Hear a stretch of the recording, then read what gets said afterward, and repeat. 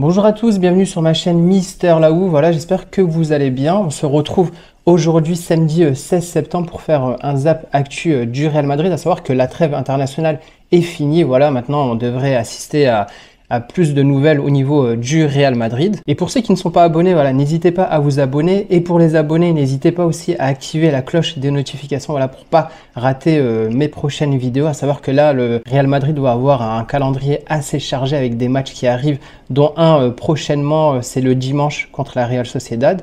Le prochain, ça va être la Ligue des Champions contre l'Union Berlin. Et ensuite, le Real Madrid ira sur la pelouse de l'Atlético Madrid pour ce derby madrilène. Une semaine assez chargée pour le Real Madrid. Et je voulais aussi revenir sur les nominés pour le trophée The Best, comme j'en parlais au dernier Zap Actu. Voilà, on connaît les nominés pour le trophée The Best, comme on le voit en image. Voilà, on a Mbappé, Haaland, Declan Rice, Bernardo Silva, Gundogan, Alvarez, Kvaratskhelia, De Bruyne, Messi, Brozovic, Rodri et Osimhen. Mais là où je voulais revenir, c'était vraiment sur le fait de voir aucun joueur du Real. Voilà, j'ai repris le tweet de El Chiringuito, voilà, qui s'interroge de ne pas voir figurer sur cette liste ni Bellingham ni Vinicius. Voilà, aucun joueur du Real Madrid n'est présent sur cette liste. Et le plus étonnant est de retrouver Messi dedans, car si je dis pas de bêtises, la Coupe du Monde, normalement, n'est pas comptée comme critère pour cette récompense. Et en allant sur le site de la FIFA, voilà, si on regarde la fiche de Messi, on constate qu'ils énumèrent un tas de choses sauf la Coupe du Monde. On dit voilà que Messi a remporté la Ligue 1 française 2022-2023 avec le PSG,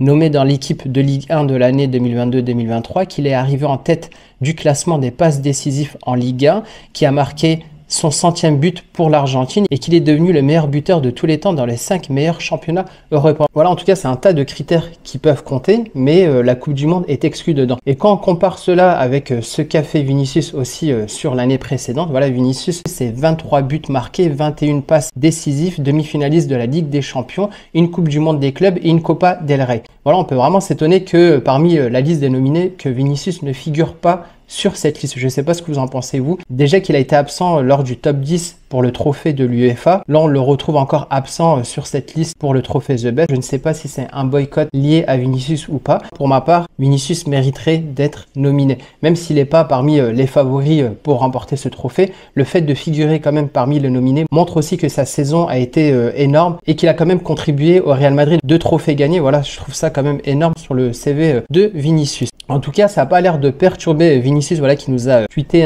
une photo de lui avec Tranquilo Amigos. Voilà, lui qui est toujours blessé et qui devrait sûrement revenir pour le début octobre, voire mi-octobre. Et cette semaine, on a eu un communiqué du Real Madrid pour une chose, on va dire, moins glorieuse. Le club a appris qu'un joueur de la Castilla et 3 joueurs du Real Madrid C ont fait une déclaration à la garde civile concernant une plainte pour la prétendue diffusion d'une vidéo privée sur WhatsApp.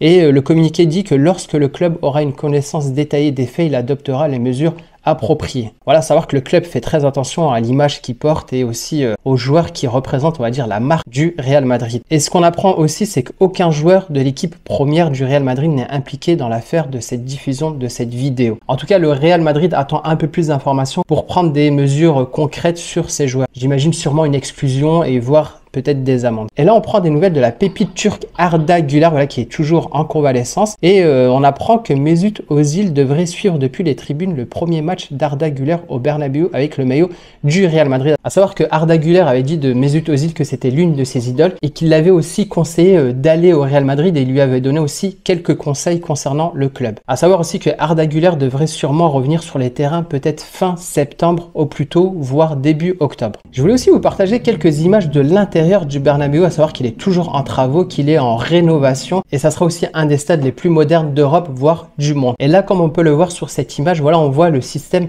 de pelouse rétractable. Le Real Madrid, avec aussi son toit rétractable, devrait aussi accueillir d'autres événements sportifs tels que des matchs de basket, d'autres événements sportifs et aussi des concerts de musique. D'où le fait aussi de protéger la pelouse pendant ces événements-là et de les stocker pour pouvoir les préserver lors des prochains matchs du Real Madrid. Voilà, en tout cas, là, on peut voir le système mis en place où on voit chaque partie de pelouse être mis en place sur le terrain. Voilà, en tout cas, ça a l'air magnifique et c'est hyper futuriste. Donc comme je vous le disais, c'est bientôt la reprise. Voilà, le prochain match du Real Madrid, c'est Real Madrid contre la Real Sociedad ce dimanche. Donc nos joueurs sont revenus de leur équipe nationale et ont repris les entraînements, comme on peut le voir avec Rodrigo qui dit back home. On peut voir aussi Jude Bellingham qui a mis une story back home with my boys, voilà, en compagnie de Kamavinga et Tchouaméni, ses potes. À savoir que les joueurs du Real, toujours après une trêve internationale, sont toujours, je dirais pas vraiment mauvais. En tout cas, il y a toujours une petite phase d'adaptation après leur retour en matchs nationaux. Comme on a pu le voir la saison dernière après la Coupe du Monde, on a raté énormément de matchs en début d'année. Donc si on regarde là les prochains matchs du coup, dans la semaine, ils devraient jouer 2 fois. C'est-à-dire un le dimanche, voilà, Real Madrid, Real Sociedad le 17 septembre, puis l'Union Berlin le 20 septembre.